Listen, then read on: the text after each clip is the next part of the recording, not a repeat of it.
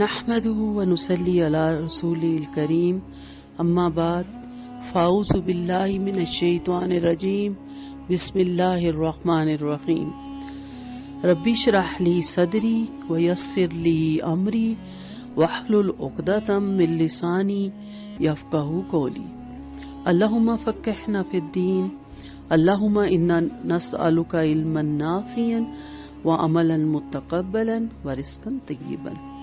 سورۃ فیل۔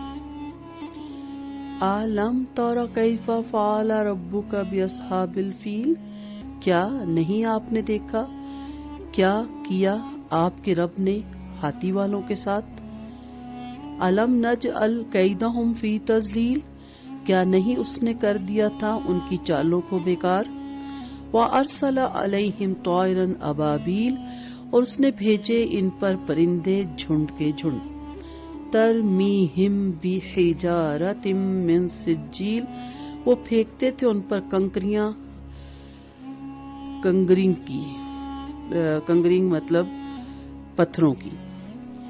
فجعلہم کعصف مأکول، سو اس نے کر دیا انہیں جیسے بھوسا کھایا ہوا۔ سجیل پکی ہوئی مٹی کو کہتے ہیں۔ سورۃ فیل۔ پہلی آیت کا لفظ الفیل کو اس سورت کا نام قرار دیا گیا۔ سورۃ فیل مکی ہے، اس میں 5 آیتیں ہیں، 1 رکوع ہے، 24 کلمات ہیں اور 94 حروف ہیں۔ ہاتھی والے ابرہما اور اس کے ساتھیوں کا قصہ اور ان کا بھیانک انجام اس سورت کا موضوع ہے۔ اصحاب الفیل کون تھے؟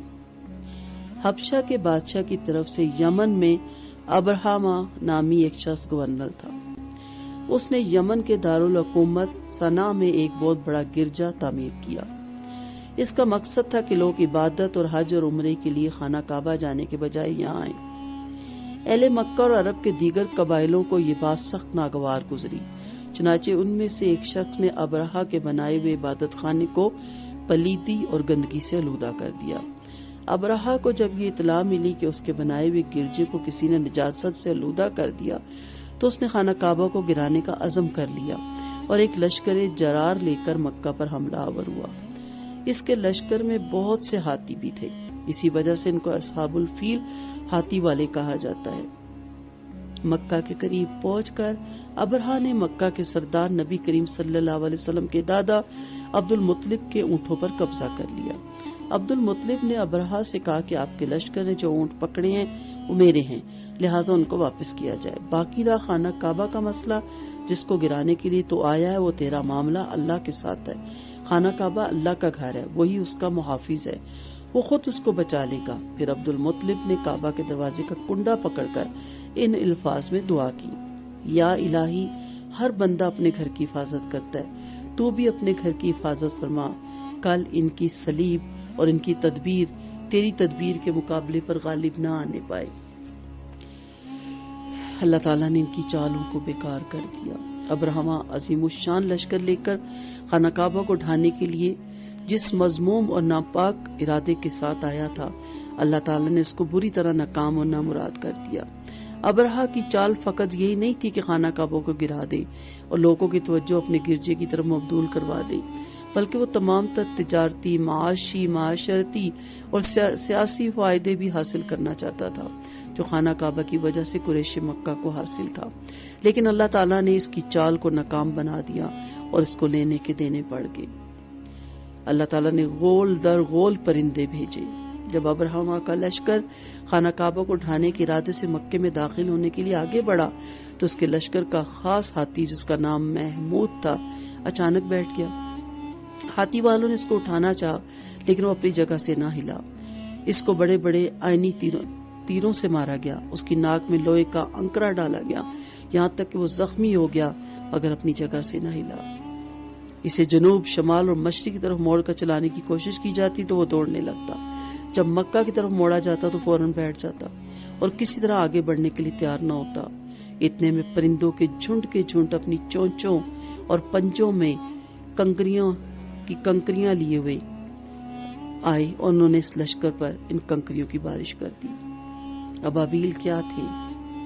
ہمارے یہاں ایک خاص قسم کے پرندے کو ابابیل کہا جاتا ہے، اس لیے ہمارے ہاں لوگ عام طور پر یہ سمجھتے ہیں کہ ابرہما کی فوج پر ابابیلیں بھیجی گئیں، حالانکہ عربی زبان میں ابابیل ان بہت سے متفرق گروہوں کو کہا جاتا ہے جو پے در پے مختلف سمتوں سے آئیں، خواہ وہ گروہ آدمیوں کے ہوں یا جانوروں کے ہوں۔ وہ پرندے جو کہ مختلف سمتوں سے جھنڈ کے جھنڈ اور غول در غول آئے تھے، اس لیے انہیں ابابیل کہا گیا، نہ کہ ابابیل پرندے کا نام ہے۔ اور پھر عبرتناک انجام ہوا۔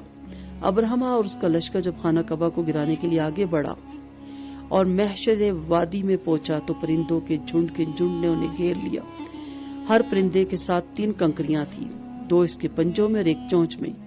وہ کنکریاں اگرچہ چنے یا مسور کے دانے کے برابر تھی، لیکن پھر بھی انہوں نے توپ کے گولوں اور بندوق کی گولیوں سے زیادہ مہلک کام کیا۔ جس فوجی پر بھی وہ کنکری گرتی وہ پگھل جاتا، اس کا گوشت چھڑ جاتا اور بالآخر وہ مر جاتا۔ خود ابرہما کا بھی جو بھاگ نکلا تھا، سنا پہنچتے پہنچتے یہی انجام ہوا۔ ان کنکریوں کے لگنے سے ان کے جسم کے اجزاء کٹ کٹ کر اس طرح بکھر جاتے جیسے کھائی ہوئی بھوسی ہوتی ہے۔ اس طرح اللہ تعالیٰ نے اپنے گھر کی حفاظت فرمائی۔ آیات مبارکہ کی حکمتیں کیا ہیں اور تقاضے کیا ہیں؟ تاریخ میں بہت سے واقعات ایسے ہیں جن کو یاد کرنا اور ان سے عبرت حاصل کرنا ضروری ہے۔ اصحاب الفیل کے واقعے سے مسلمانوں اور بالخصوص نبی کریم صلی اللہ علیہ وسلم کو تسلی دینا مقصود ہے کہ آپ کفار کے ظلم و ستم اور دھمکیوں سے نہ گھبرائیں۔ جس اللہ نے ہاتھی والوں سے اپنے گھر کی حفاظت فرمائی، وہ ان کے شر سے بھی آپ کی حفاظت فرمائے گا۔ اس میں یہ بھی ایک حکمت ہے کہ انسان حق پر ہو اور دنیاوی قوتیں اس کی مدد کرنے سے عاجز آ جائیں تو اللہ تعالیٰ اس کی مدد ضرور کرتا ہے۔ اس لیے ہر تنگی اور آسانی میں انسان کو صرف اللہ تعالیٰ پہ بھروسہ رکھنا چاہیے، کیونکہ اسے کوئی عاجز نہیں کر سکتا۔ اور پھر اللہ تعالیٰ اپنی مشیت سے نبی کریم صلی اللہ علیہ وسلم کو اسی سال پیدا کیا جس سال اس نے اپنے گھر کے ہاتھی والوں سے حفاظت فرمائی، تاکہ دونوں بھلائیاں ایک سال میں جمع ہو جائیں۔ اللہ تعالیٰ کے مقدس گھر کی حفاظت کے سلسلے میں قدرت الہی کی کھلی نشانی دیکھنے کا تقاضا تھا کہ کفار مکہ نبی کریم صلی اللہ علیہ وسلم پر ایمان لانے میں جلدی کرتے اور ایک دوسرے سے سبقت کرتے، لیکن انہوں نے ہٹ دھرمی سے کام لیا اور کفر پر اڑے۔ اللہ تعالیٰ اپنے ہر کام پر غالب ہے، دنیا کی کوئی طاقت اس کو مغلوب نہیں کر سکتی۔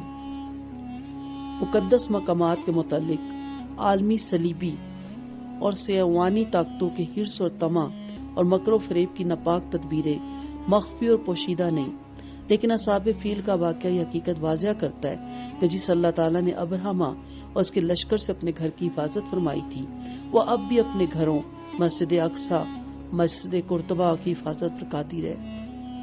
وہ ان کی ناپاک سازشوں کو ناکام بنا دے گا انشاءاللہ، اور ان کا انجام وہی ہوگا جو اصحاب فیل کا ہوا تھا انشاءاللہ۔ اپنا جائزہ لیتے ہیں، اصحاب الفیل کیوں کہا جاتا ہے اور ان کا قائد کون تھا؟ ابرہما خانہ کعبہ کو کیوں گرانا چاہتا تھا؟ الم یجعل کیدہم فی تضلیل کی تفسیر اپنے الفاظ میں بیان کری۔ کس ہاتھی نے آگے بڑھنے سے انکار کر دیا اور اس کے ساتھ کیا سلوک کیا گیا؟ ابابیل کسے کہتے ہیں؟ ابرہما اور اس کے لشکر کا کیا انجام ہوا؟ ان الفاظ کے معنی دیکھیے: اصحاب الفیل، قیدہم، تضلیل، طائرن، ابابیل، ترمیہم بحجارۃ سجیل، قاصف مأکول۔ لفظی ترجمہ ضرور یاد کیجئے، جیسے کہ ہم آپ کو گروپ میں کروا رہے ہیں، اس سے آپ کو بہت فائدہ ہوگا۔ درجہ ذیل صیغے حل کریں: لم ترى، فعل، لم یجعل، ارسل، ترمیہم، مأکول۔ اللہ تعالیٰ اس میں جو سبق ہے اسے ہمیں سمجھنے کی، اس پہ عمل کرنے کی توفیق دے، اور ہمارا ایمان بھی اتنا ہی مضبوط کرے، اور ہمارا بھروسہ توکل اپنے رب پہ ہو کہ جہاں اسباب ختم ہو جاتے ہیں وہاں اللہ کی معجزات اور کرامات شروع ہوتی ہیں۔ لم ترى واحد مذکر حاضر ہے، فاعل واحد مذکر غائب ہے، لم یجعل واحد مذکر غائب ہے، ارسل واحد مذکر غائب ہے، ماضی کا صیغہ ترمیہم واحد مؤنث غائب ہے، مضارع ہے. معقول واحد مذکر اسم مفعول ہے، مصدر بھی ہے. السلام علیکم ورحمۃ اللہ وبرکاتہ. وآخر دعوانا ان الحمد للہ رب العالمین. سبحانک اللہم وبحمدک، نشہد ان لا الہ الا انت، نستغفرک ونتوب الیک. السلام علیکم ورحمۃ اللہ وبرکاتہ.